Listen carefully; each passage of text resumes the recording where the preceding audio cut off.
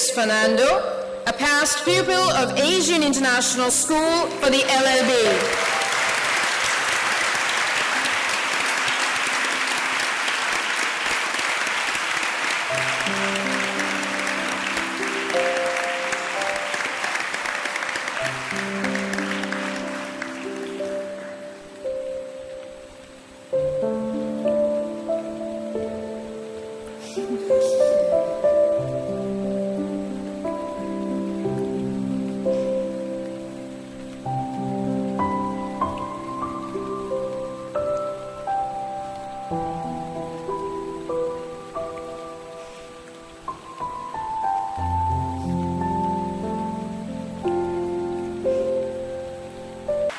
They have made each and every one of us proud of their achievements, upkeeping the high academic standards of this institution. Our final speaker has received the honor of addressing this gathering solely through his immense dedication and hard work. It is none other than the valedictorian for the RIC's graduating batch of 2017, Mr. Ramesh Fernando.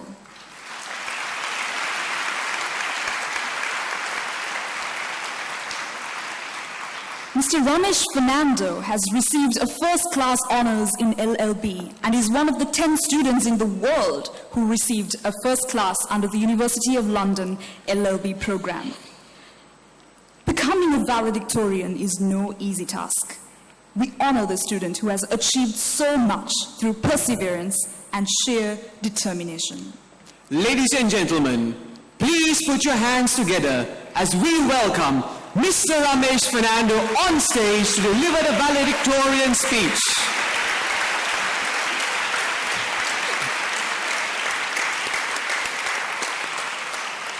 I'm already here. Good evening, Chairman, Royal Institute of Colombo, Mr. G.T. Bandara. Our chief guest, Dr. Mary Stiasny, Pro Vice Chancellor and Chief Executive of the University of London's International Programme. Professor Sarath Amunugama, President, Royal Institute of Colombo. Mr. Simon Askey, Director and Head of the Undergraduate Laws Programme of the University of London's International Programme. Professor Naufal Wilkasim of the London School of Economics. Other guests from the United Kingdom. Members of the academic faculty of RIC, Major General Kamal Gunaratne, Director Administration of Royal Institute, parents and guests, and my dear friends. In 2012, a 16-year-old girl was shot in the head using a lethal Colt .45 pistol by the Taliban for demanding the right to education. Her name was Malala Yousafzai. This terrible act highlights the solemnity of this occasion where we, the graduates of 2017, are able to celebrate a significant milestone in our academic journey. Our many years and months of hard work have finally paid off. And therefore, today is a day to be thankful for, to be inspired, and not the least, a day for rejoicing. So I will see you all at the grad party. All of us graduating today traveled a remarkable journey to reach this moment. but our certificates would remain a mere piece of paper unless the world be better for it. We are now called upon to become defenders of the Constitution and the rule of law, guardians of human rights and democracy, counselors of our society by advocating pluralism and social justice, thus becoming the protectors of the powerless. Our parents, no doubt, would want to know if their investment in our education was worth it. So I hope the following assuages your concerns. At a very early stage of the commencement of our undergraduate studies, we, both LLB and BSc students, understood the importance of having our own lives in order and the consequences we would face if we didn't. The tough examination questions taught us that even the most complex problems have solutions if approached with a well-formulated plan and a calm mind. We learn to respect and value ideas, beliefs, and opinions of others while not underestimating or undervaluing our own. We learned that even Oxbridge-educated lordships in the Supreme Court of the United Kingdom are not infallible to human error, and that even the most firmly established theories can be demolished by someone who is bold enough to think differently, think out of the box. We learned the importance of tolerance at a time when the world seems to be retreating from globalization to global isolation. We learned to treat success with indifference and to take second chances in life and accept failure with grace. And equally important, we learned that our lives should not revolve around studies alone, but should also include family, friends, love, peace of mind, and the annual RI ball. RIC gave us the best opportunity to embrace all of these because we hail from diverse backgrounds with our own unique characteristics, thus encapsulating what the real world is like.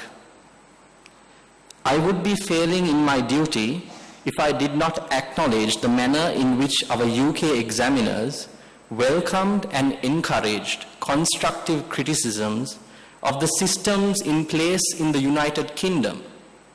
This empowered us to become progressive citizens, to not view criticism against us or our country as personal attacks or some kind of Western or international conspiracy against our nation.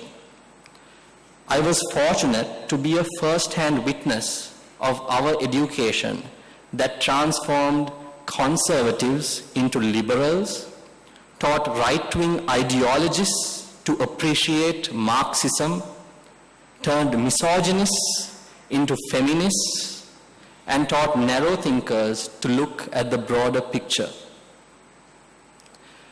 On this day, we have many to whom we should be thankful to. We are eternally grateful to our parents, and this day belongs not only to us, but also to them.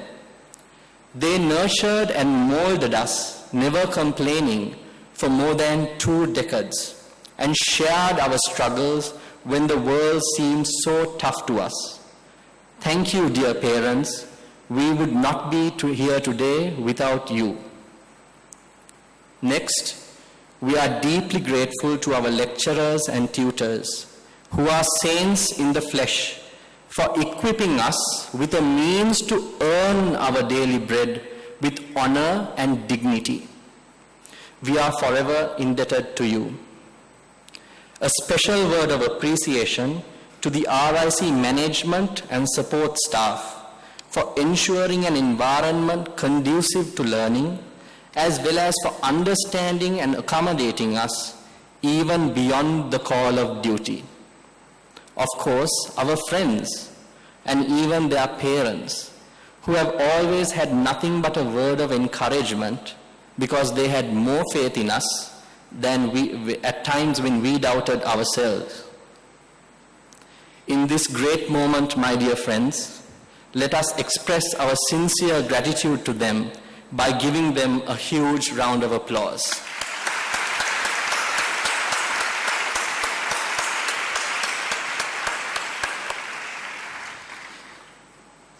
In this solemn moment, let us not forget the members of our armed forces who sacrificed their youth and lives to ensure a peaceful Sri Lanka, thus sparing us of any brutal experiences and ending our story so differently from that of Malala.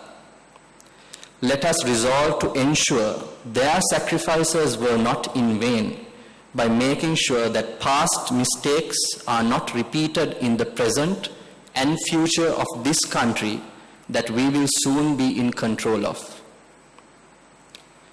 My dear friends, today we are being handed a light, and it is entirely up to us to decide how to wield that light.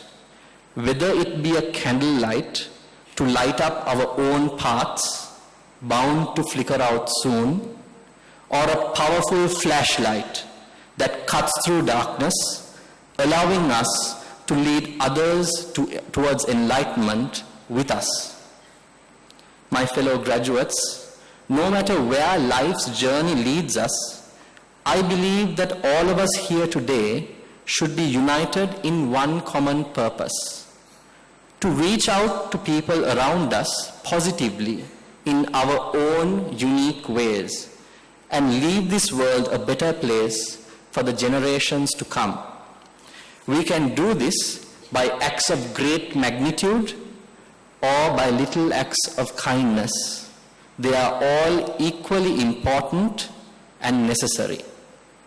I fervently hope that you will judge your life's work not only on professional accomplishments, but on how you have addressed the world's greatest iniquities and how well you have treated people who have nothing in common with you but their humanity.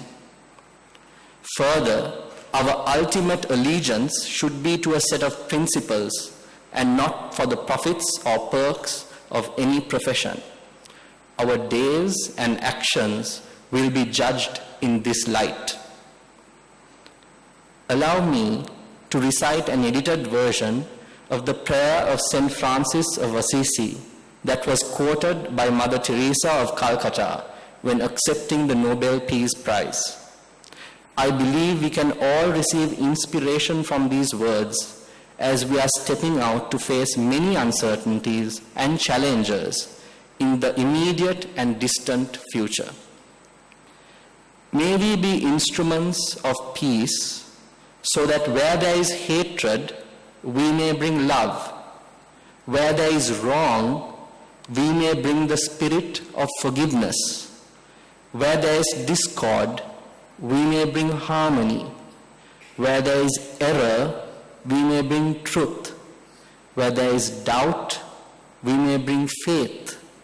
Where there is despair, we may bring hope.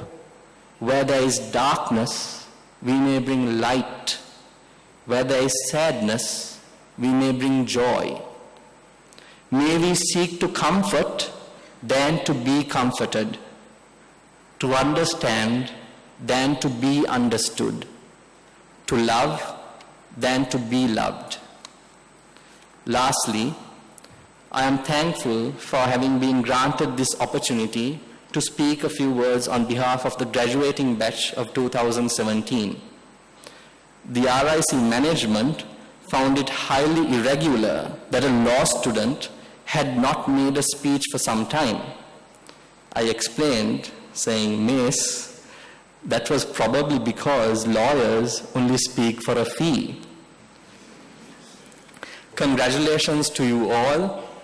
In the words of a well-known field marshal, same target, same range, carry on firing.